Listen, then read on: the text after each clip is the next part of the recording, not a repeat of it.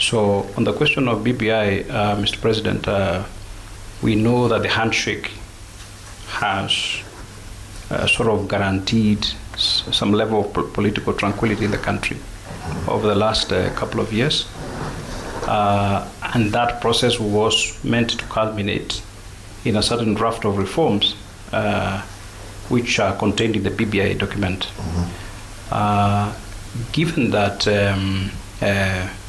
the courts have taken the decision that they have taken, I think the country would like to know first what your reaction is to that matter, and also secondly, where do you see that basket of reforms? Where do you see it moving next? But I'm glad how you started, Mutuma, because it is correct, and I'm glad you still recognize the fact that the handshake did bring a level of tranquility into this republic after the 2017 elections.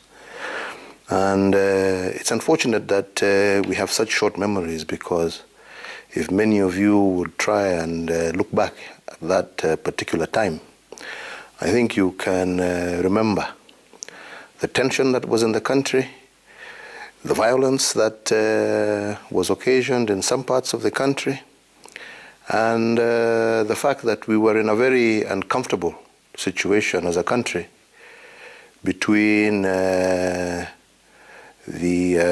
election, both elections, and actually all the way through till January. And it was upon seeing a possibility of another crisis erupting similar to the one that we saw in 2007 that I decided that this country doesn't deserve that. And I thought, and I took it upon myself to reach out to those who were opposing the election and led by the Honorable Raila Odinga, and I said, you know, we need to engage, because at the end of the day, we are both citizens of this republic. Whatever our personal feelings or views or those of our supporters may be, we have a responsibility as leaders to ensure that this country does not find itself in a similar situation.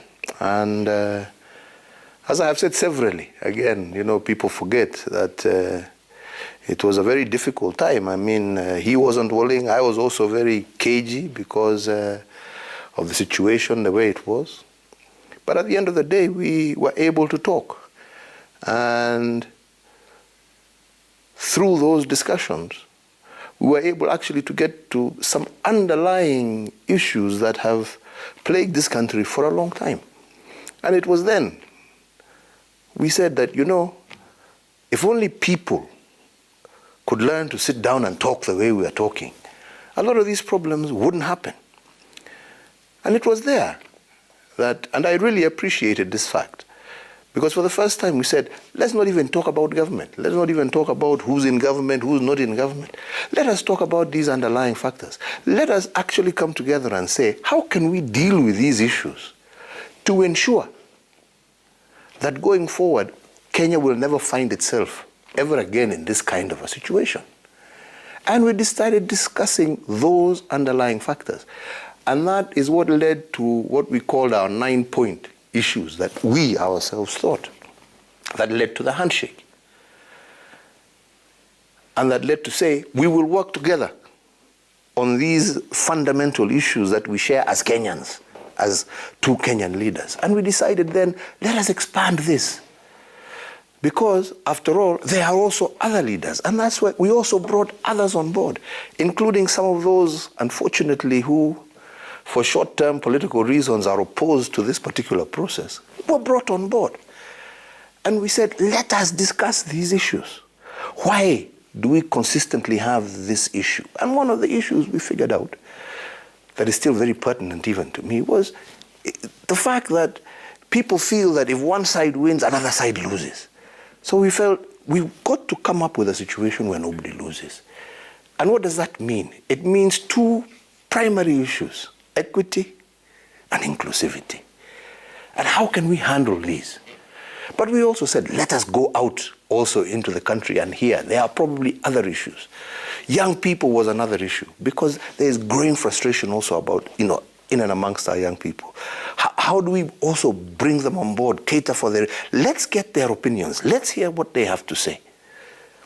And that actually was the foundation of what today we call BBI. A process that was meant to be inclusive, that was inclusive. I've actually never seen a more inclusive process, save for the process, again led by Raila Odinga and the Honorable Mwai Kibaki, former president, that led to the Constitution of 2021. That sought to put all these issues across and then said, if we rectified these issues, we would then be in a position to say, okay, let's go for an election and have the best of hope that what we have seen in the past, starting all the way from when we started multi-party politics and the violence that we see in elections, the divisions that we see in the country, the ethnic animosity that we see in the country, that if we started dealing with some of these issues, maybe some of this thing would dissipate.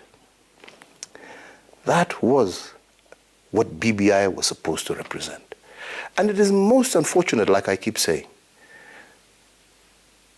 that people have forgotten why we were looking at this, and for short-term political gain, have decided to deny Kenyans of what is legitimately in their interest. Because let me ask, one of the things that we used to talk about and we used to say, when you have a situation, if you go into our informal settlements and you go into a lot of these other areas, why do you have such tension? Why do you have such poverty? Then you get and you find out, because it is both about representation, but it is also about resources.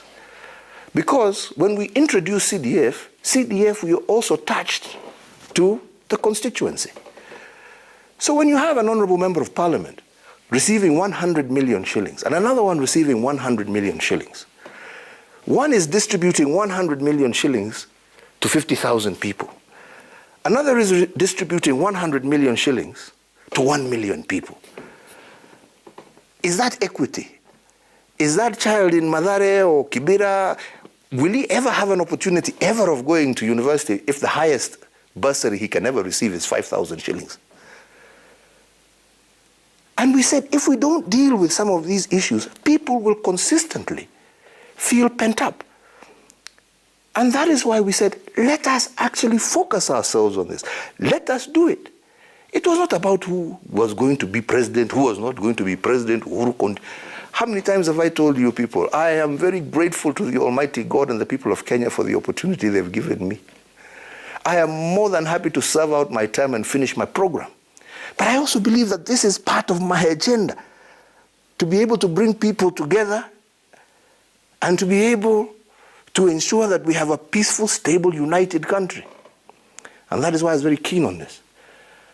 Unfortunately, the courts have ruled the way they have ruled, and I believe that they have been highly misguided in that process. Unfortunately, we have had politicians, like I'm saying, for short-term political gains, who have deviated from why we wanted the BBI to it being an issue of competition. And I don't know why, because all of these people, I mean, I was hearing some people say, this BBI is to propel Raila Odinga. Raila Odinga declared his presidency with or without BBI, and he's still on the ticket. BBI has nothing to do with his candidacy. BBI has nothing to do with Uhuru wanting to continue, because there is no clause in BBI that says that the incumbent president is going to continue for another 10 years. There is no clause. This is all propaganda and hype that is built around to poison the people's minds and to deviate them from looking at the real facts. Because at the end of the day, who are the people who suffer when we have these political problems? It is not the elite, it is the masses. Who are the people who are denied resources when we don't deal with these issues of inequity? It is the people, not the elite. But somehow now, you will now want to blame poverty on that class as opposed to that class. Instead of dealing with the fundamental root cause of the problem, which is providing resources, giving opportunities to every Kenyan equally and fairly, you want to now make it an us versus them because it's an easy campaign platform, right? to propel an individual to victory as opposed to dealing with the underlying problem facing a nation. So, ladies and gentlemen, all I can say is it is unfortunate. I am a person who has always respected the rule of law. I always told you, and even when they said, Uko, that we are going to take, I said when I was vying for my very first time, that regardless of whether I'm chosen by or elected or not elected, I will still obey the International Criminal Court. I don't speak what I don't mean. You have seen, I proved myself.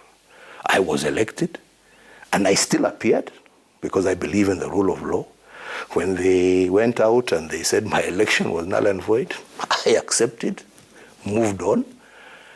And even this one, I will accept and move on.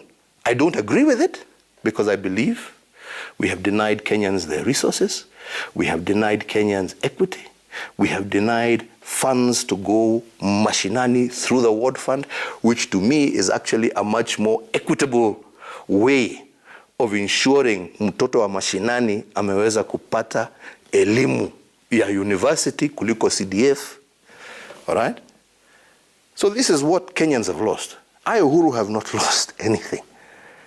Just the feeling of sadness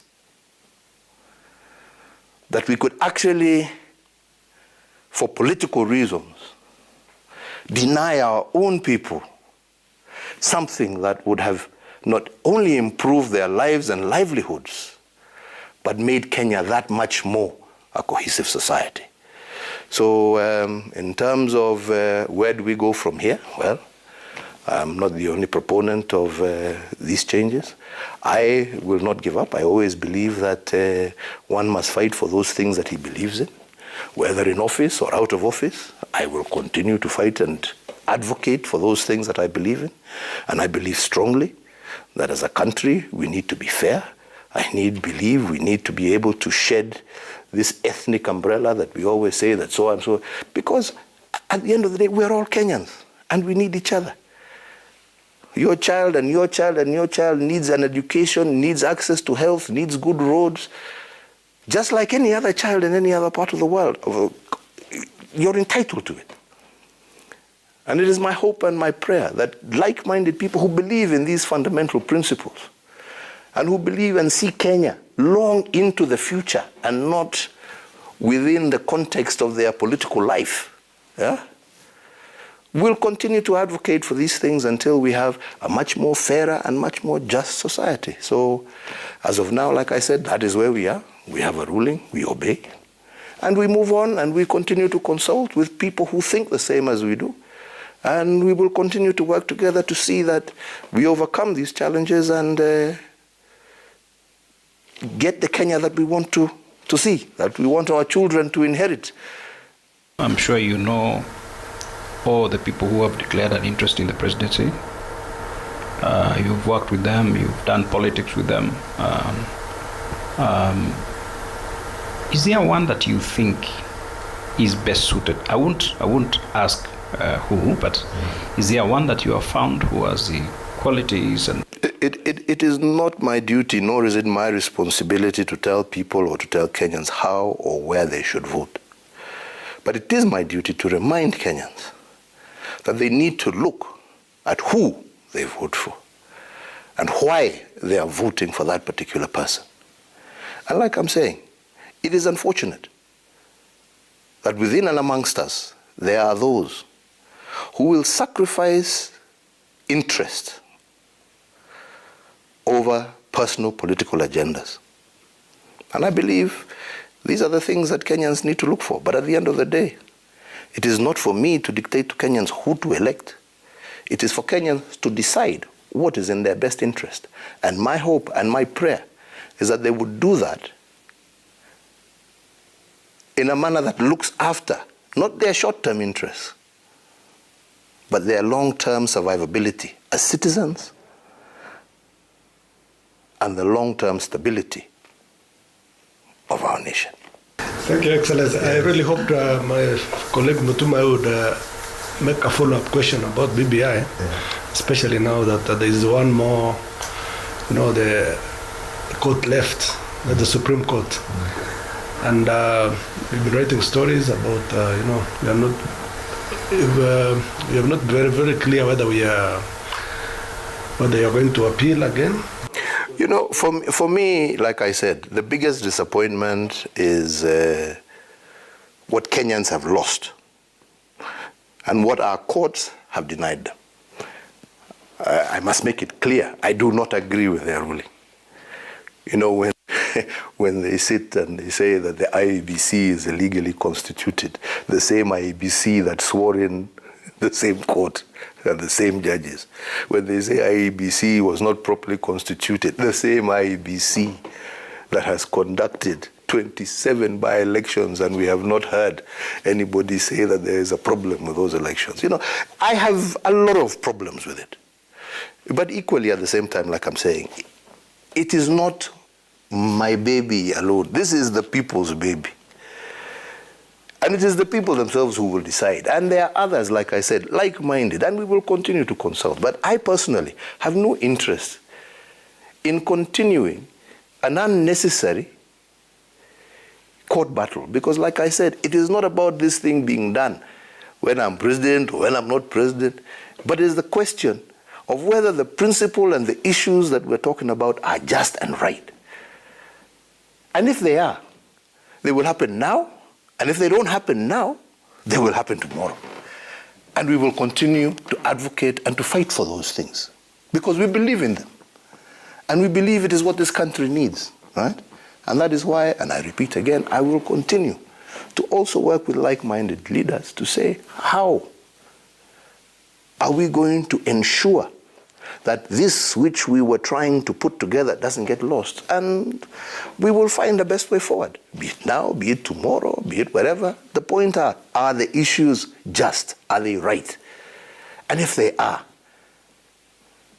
then as well-meaning individuals, we must continue to fight for them, however long they take, because that is what is going to be required to get the country that we all are desirous to see. A peaceful, stable, secure, prosperous nation that is inclusive.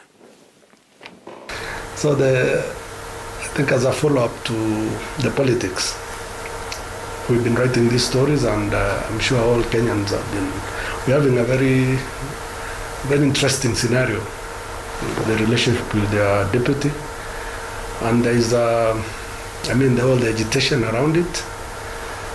There are people who think that probably it's not right to criticize the government the same way, they're still in the office. But what takes it further is the fact that you're still in office and you're making this, maybe throwing tantrum and stuff from a government facility, from a government position, enjoying all the perks, but criticizing and being very critical on all these other things that are coming from a government which you're part of. Would you think, or it would be a good idea probably I know it's not probably part of your agenda, but would it be nice for you if probably this person stepped out and then they can probably... Let me frame it this way. In any decent civilized society where people disagree, yeah, all right, the honorable thing that leaders do is to say, I disagree with the policies of this government, and therefore I wish to disassociate myself from them, and you tender your resignation. I wish this is what people would also do, because as they say, you can't live in a glass house and also throw stones. You're in the same house and you're also throwing stones to demolish it, right? Okay? I have tried as much as possible to make sure that everything that we do, I keep everybody also within government involved, and even some of those people who are criticizing have been part and parcel, yeah? And this is why I'm saying it's very unfortunate, yeah? But like I want to reiterate, I have an agenda that I was elected on, and that work must continue. And it would be really the honorable thing that if you are not happy with it, right? That you would actually, step aside and allow those who want to move on, and then take your agenda to the people, which is what happens in any normal, democracy, because you can't have your cake and eat it, yeah? You can't on the one hand say, I'm not going, and because at the same time, I don't agree. You've got to decide, because you must be principled in that endeavor, yeah? That's what happens in a democracy, so that you don't confuse people. On the one hand, you want to sing the praises of a government, that you are saying that yes, this is we have done, and you want to ride on them. But yet, on the other side of your mouth, you're talking another language.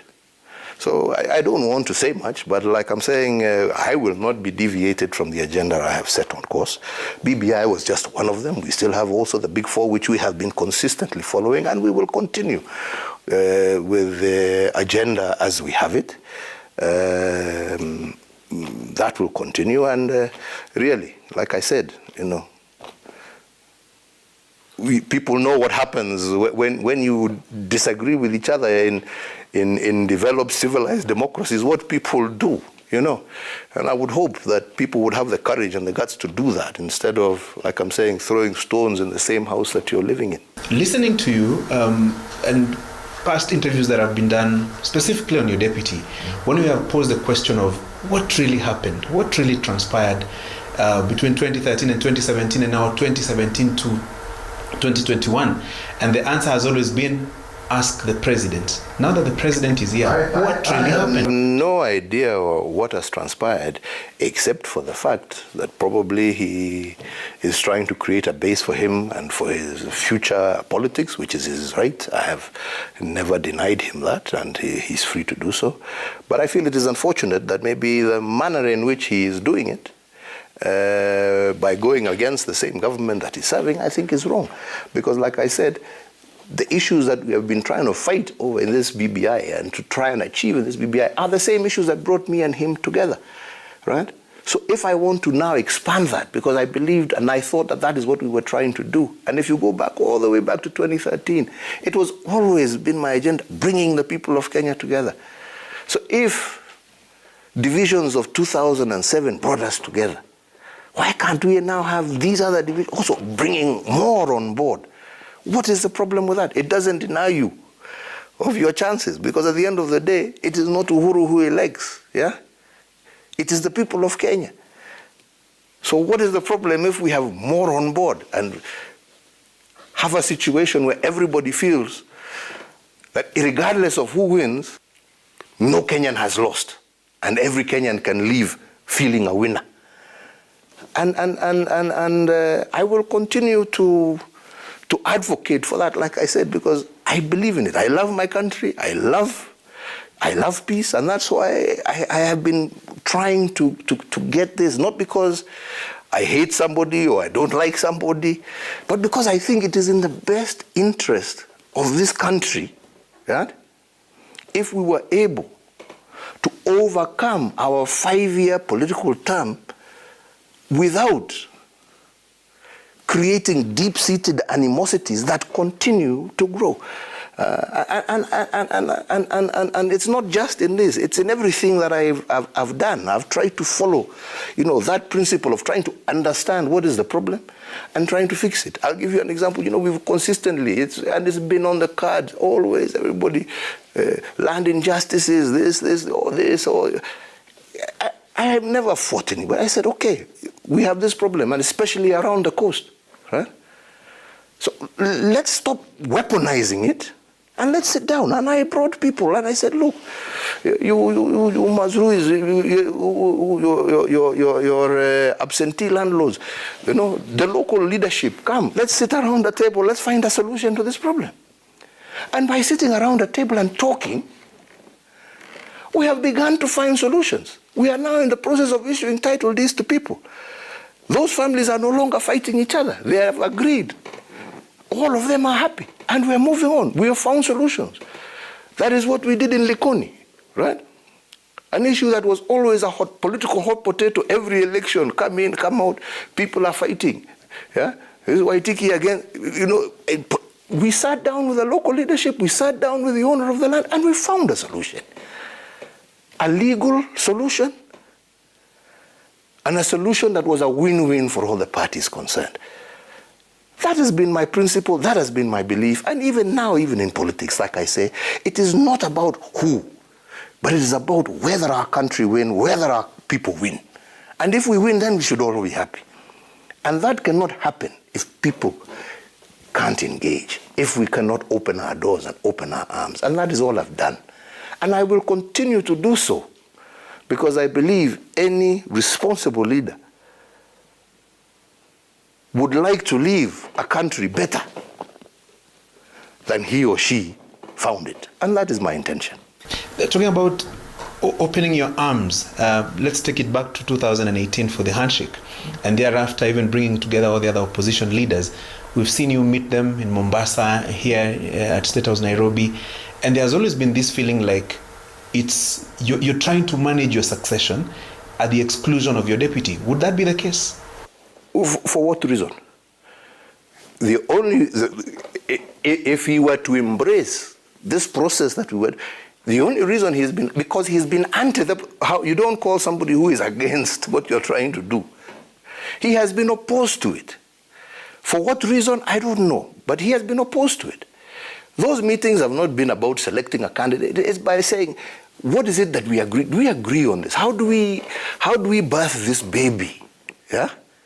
That we are all believing in, right? Nobody wants to leave anybody out, because at the end of the day, like I'm saying, if we can actually come together and find people of common mind who want to push a particular agenda, then you have to do it, right? But you can't bring on board who is opposed and literally doesn't want to see it happen. And I fail to understand, because you've been part of the process. It would have been wonderful had we all walked together as Kenyans, right? That's what we did even when we went to Bomas. Didn't we all say, let us come together, right? But then all of a sudden, we don't want it, we don't want it, we don't want it, we don't want it. So, you can't force something that somebody doesn't want down their throat. That's also not democratic. Yeah, you have to allow democracy to prevail, right? And like I'm saying, even on this issue, democracy is what will prevail. People will decide for themselves which way they wish to go. Do you think handshake was a good thing for the Jubilee administration, or it has ended up being problems? I will never, never, never regret anything I told you. Anything that brings peace and solutions, I will always be there. And I will do it again and again. And I will reach out even to more, right? Because for me, like I said, it is about not this political cycle. It is about that Kenya that will be there long after all of us are nowhere in positions of influence. And I want to be remembered that at least I may not succeed, but at least I try to do something. And I try to do the right thing at the right time. Mr. President, yes. As we go towards the close of your term, it's clear that the economy is becoming a big point of conversation. That's why we're having all this talk about bottom up, bottom down, top down, Could we just get your view of what the state of the economy is? What are the pain points in there? What's going well for us? And the road you would want to point to your successor as we continue into the future? Well, I think the first thing, first and foremost, we must all acknowledge that we've had a very difficult 2 years, and this is not just Kenya. It's a global phenomenon occasioned by this plague that has hit us, a plague that has necessitated, a slowdown of the global economy, and this we have seen, and therefore, I must admit that I am not where I would have preferred to be under normal circumstances had we been in a position to continue our agenda, because we had started to see our tourism was picking up. We had started to see our agriculture picking up. We had started to see our financial sector picking up. We were putting in a lot of money into all these small and medium enterprises with a view, of trying to see how we can ensure that they become proper job creators and stable, what you call the jua kali sector, the informal sector. We were working to see how to formalize it. In fact, some of the issues even in BBI itself were trying to address themselves to some of those issues. How to give our young people, interest-free loans, right, and guaranteeing them both in law and constitution, so that they can begin their startups and their small businesses. This was the direction that we headed in. Unfortunately, like I said, COVID has hit us, but we are still trying to keep our eye on the ball. And that's why we have come up with some of these interventions, like Kazi Mtaani, amongst others. These are interventions that we brought on board, right, to help cushion our people from the effects of COVID. But ultimately, it is the long-term programs. It is getting the road infrastructure so that, a honey farmer in Kitui can bring his product to market. This issue of inaccessibility. This is the whole agenda against electrifying our country, right? When I took over, only 32% of Kenyans had power. Today, as we speak, 78% of Kenyans have power. Getting power to the people, right? To ensure that people are able to do their cottage industries, to make sure that they're able to do their juakali businesses in their respective areas. This is creating opportunity at the grassroots level. This is why we're very keen to see even more resources going down to the grassroots level and less being controlled from the central government. Because the more resources you're able to push out into our counties, the more opportunities you're also creating, because those tenders, those contracts are not just consigned here in the capital, but they are also everywhere, across our country. So our infrastructure agenda, our program of now, what you're seeing us going into our informal settlements, doing the roads, doing the power, doing the sewer lines, you should go and see for yourself. Changing their lives and creating opportunities instead of them being dens of despair. We are trying to make them places of hope, that I can be but now I have a road. I can get myself home. I can start my own small biashara there and work from there. There's a road that will bring people to me, right? So that I don't have to go out to look for opportunity. I can find opportunity, where I am. That is why we're opening up Lamu Port to create. We are now working to see how we can create a huge special economic zone. And we have a number of countries already highly interested in coming now to set up factories in Lamu, just as they are equally interested in setting up in Naivasha, where we have now brought the railway. And you will start to see some of these things. They're not going to happen overnight, but especially now with this lockdown, it has slowed us down. But we had wanted to see those kind of industries now establishing themselves in Naivasha. That's why we're moving the train all the way to Kisumu. That's why we're revamping Kisumu Port.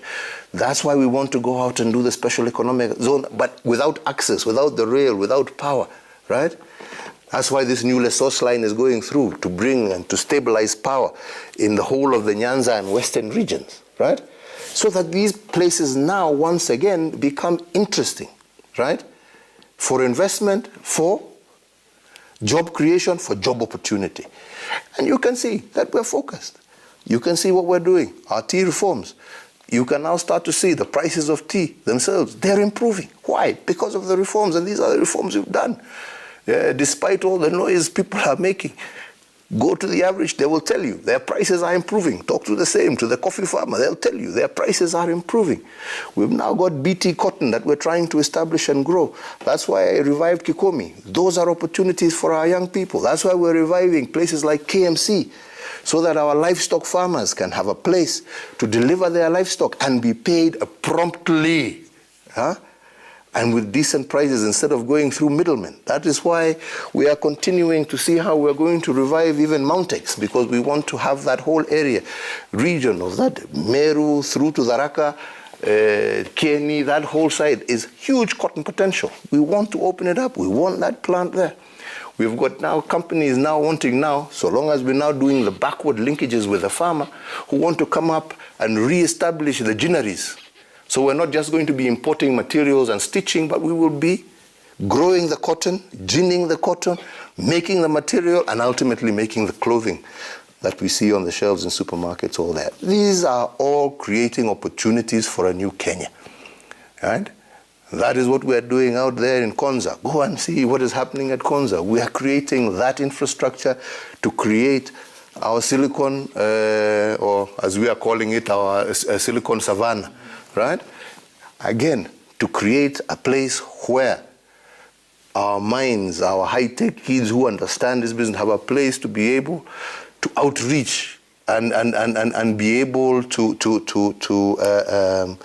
take advantage with all the necessary infrastructure around them. Our 5G, as we've been pushing as a government to ensure we license these people to bring 5G, so that in your industry, our cartoonists, everybody has the opportunity to have the right kind of infrastructure ready for these young, talented people who are artists and creatives, to be able to have an opportunity to put their talent to good use, but also to create jobs for their fellow young people. So this is the general direction. And that's why I said, for our people, what they want is to be given opportunity, not handouts, right? They want to be given a chance to make the best of who they are and what they are. And that you can only do by creating the infrastructure, by creating the tools that are necessary, right, to enable them to get those jobs. Not through promising handouts or, you get this and you get that. Nothing comes from nothing. But at the same time, we cannot expect our young people to be able to be the best they can be without creating that infrastructure that is going to be supportive to enable them to actually achieve that which they wish to achieve. So me, I'm not a person who believes in anxiety, because, these things don't happen. These things, they don't happen, at the snap of your fingers. They take work. Huh? I was talking to somebody over the weekend who said, Kenya is hosting under 20 like it's just happened. We've been working on this for the last almost 6 years, right? To get to where we are, right? And this is also just a stopover, so that by 2025, we can actually host the first African country to host World Athletics, the championships. We'll be the first African country, and I believe our bid will be successful. But it is because of all the steps that have gone on previously. It's not that you just wake up in the morning and it happens. Everything you've got to put the work behind it, right? And like I said, we are now going through very difficult times, especially because all these COVID issues have slowed down a lot of the programs and plans that we had. But I am very, very hopeful, and I'm very encouraged by the fact that despite all those challenges, if we compare ourselves with many countries, Kenya has fared very well. Not that we have not had our challenges, our difficulties, but we have actually fared far better than most. And I believe that if we continued working together in this spirit, we will do even better. And we will come out of this particular problem even stronger, both economically, but also with very bright prospects for the future. In the same economic space, the elephant in the room in Kenya has been the issue of corruption. And during this, your second term, you came out up front very clearly on the fight against corruption.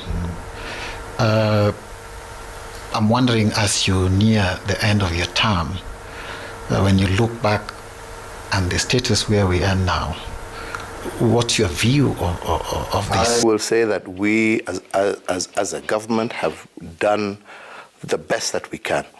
And even if you actually look at the situation as it exists, new cases of corruption these days are few and very far between, if you look at it over the years. The key problem that we have today is not tackling corruption as much as handling the corruption cases that are still pending. And I believe, because this is the only thing that now will prove to the world and to Kenyans that we are serious. Exactly. That our investigative agencies, who are independent, that our judicial fellows, who are also equally independent, will do that which is right to bring these cases that are at conclusion. Because for us, as far as we are concerned, we have definitely put the cases there. If you want, I mean, I don't want to, it's not my department, but I would encourage you, go to both anti-corruption, go to DCI and all the other fellows who are in charge of those agencies. Go see yourself the number of files already before court that are waiting adjudication, right? My hope and my prayer is that these can be adjudicated in the shortest possible time, because the ultimate weapon against ensuring that our fight against corruption succeeds is conviction. And that is out of my hands. That is in the hands of other independent institutions who, as you have seen, you cannot say that I am biased or I am objecting to them. When they rule already against me, they have ruled against my own election. They have ruled twice against something that I have been pushing. So you can't say I'm the one who's holding them back. Tell them, do your job. Kenyans are waiting for you to do your job quickly and bring these. And I'm quite excited because when I watched the new CJ, when she was giving her first statement, when she was sworn in, and she said that was going to be her #1 agenda. I hope and pray for her. Yeah? And I believe many Kenyans are waiting to see whether that promise she made us will be delivered. Your government, and particularly yourself, has been accused of weaponizing the war against corruption to deal with those that probably don't agree with you. I will never, right? Okay? If anybody has a case against, and they can claim and show that I have weaponized or I have used any agency to look after so and so, let them say. All right? All right? In this process, many of you will know from the first time to now, I have lost people very close to me, yeah, who I was forced to ask to step down. All right? Okay? Because of the cases that were before them. I have no intention, right? I know what it feels like to be wrongly victimized, like I was done when I was taken to The Hague. I was wrongly victimized. But I stood my ground, like I promised, and I said, and I went before them, and I faced my accuser, and I proved, and I was proved innocent. So rather than people try to find this or this or this, I have no such intention. Go to your accuser, go before the courts of law, right? Prove your innocence. If I'm as happy as you are, why should we want an innocent person prosecuted? For what? For what benefit? Yeah? Yeah? Just like you, Ashuri, if you have a case against, go take it to court, take the evidence where it's supposed to go, and let the people go ahead with what they need to do. Yeah? But don't always, this is what I'm saying, these short-term political gains, something happens to you, oh, it is because I spoke against the president, oh, the president wants to, oh, my friend, This is not that Kenya of the 80s and 90s, my friend. This is a new Kenya, right? These institutions are independent. These same people are. I may appoint them. They are vetted by the National Assembly. Those powers are not such as they used to be. So let us be practical. Let us be frank. Yeah. Kila mtu abebe mzigo wake. Usiende kuwekelea mwenzako. Wewe kama umekuwa hata mimi nimewekelewa. Yeah? Right? Mimi sikuenda kulia kusema sijui ni nani. Mimi nasema basi nikaenda nikajitetea na nikajiondoa. Sasa hata wewe jamani, badala ya kwenda kutafuta ati ni hii. Kama umesemekana umefanya, siwende uoneshe hujafanya. Yeah? Kwa nini ulete siasa duni? Yeah. The balance that your government is making in managing this pandemic, vis-a-vis the economy, lives versus the economy and livelihoods. I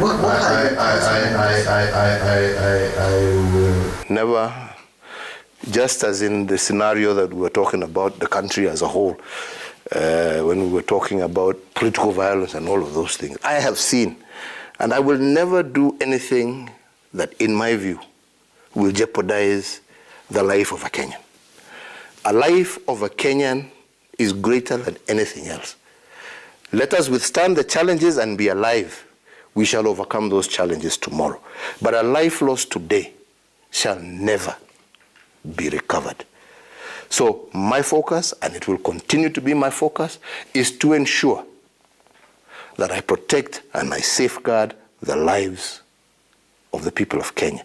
That is the thrust and the core of the oath I took when I swore to take over this office.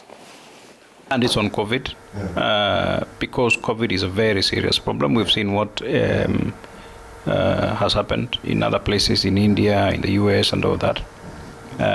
So far, I think we have gotten off rather lightly for whatever reason. Maybe constitution, or maybe we are a lot healthier than we expected.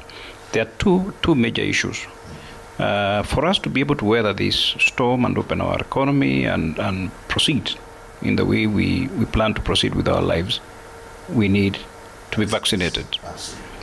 And the vaccines have two issues. One is the supply, that the supply just isn't there. And also maybe the second one being a growing skepticism among certain people towards vaccines. What would you say to those who, where the vaccine is available, they are unwilling to take it?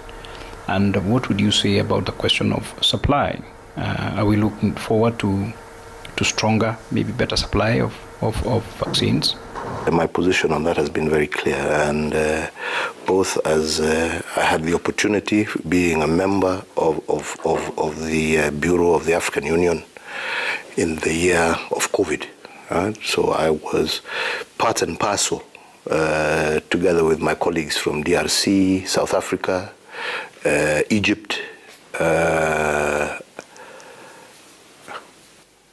in how we were working together with Africa CDC and others in this fight against COVID. And for the first time, and this is on record, Africa together has never been more prepared to face a pandemic than we were to face this particular challenge. We had worked it all the way through, including well before vaccines were actually called to be safe, created the COVAX facility, working with our development partners. But the one thing, and we were ready to roll out vaccines as soon as they became available. We had actually already contracted the Serum Institute of India, right? That was supposed to have been the main supplier, and it was said because they had the largest facility to main supplier of COVAX, which was going to be the instrument of making sure that Africa was on the front line of receiving vaccines as soon as they became available. It is most unfortunate that despite all of that, when vaccines came online, the developed countries exercised what we are unashamedly calling vaccine apartheid. Because despite all the arrangements and agreements that we had in place, vaccine nationalism came into effect. They decided to hoard and to look after themselves and ignore the rest of the world. It was a double blow for us on the African continent, because on top of that, the facility that had been contracted to supply us, India itself, that was part of us, said they were no longer going to be supplying until they supply their own people when they are hit with the second wave. So we were left stranded, right? Despite the fact that we had never been better prepared, despite the fact that we had put our resources, mobilized all the resources that were necessary to begin immediate rollout. So, where are we and where are we going from here? We are still in that fight of ensuring. And we're now looking forward with South Africa now coming on board. We are working on getting our form and fill facility here in Kenya. But South Africa already has theirs on board.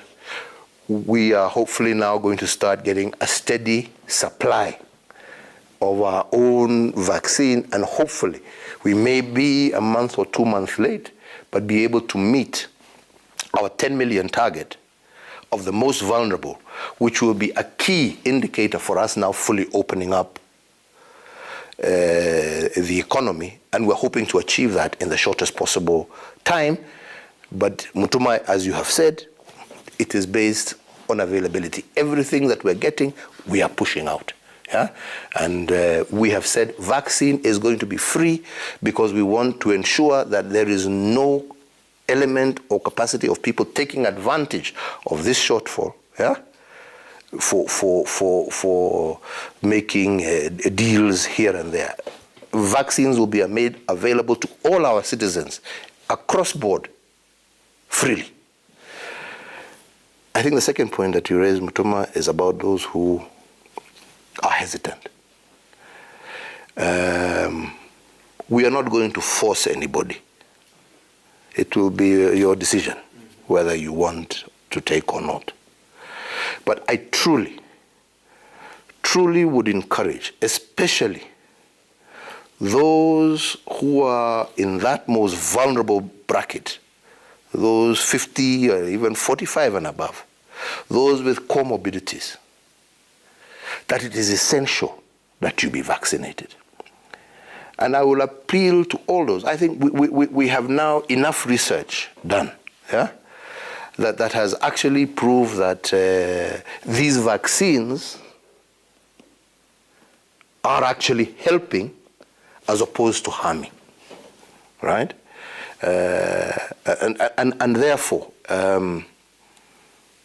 I really call upon my fellow Kenyans, as the vaccines become available, and I reiterate again, especially for that more vulnerable group,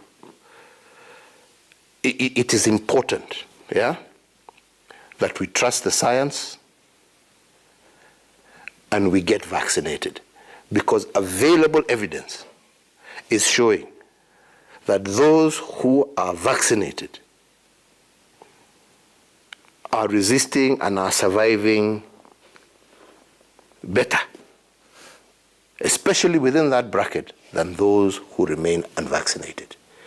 And you can even see that in some of these countries that are hoarding, instead of, they're already even talking about vaccinating children and others. Right? This is, like I'm saying, we will not force anybody, Mutuma, right? But we will continue to encourage all to be vaccinated as the best protection that an individual can have to prevent yourselves from contracting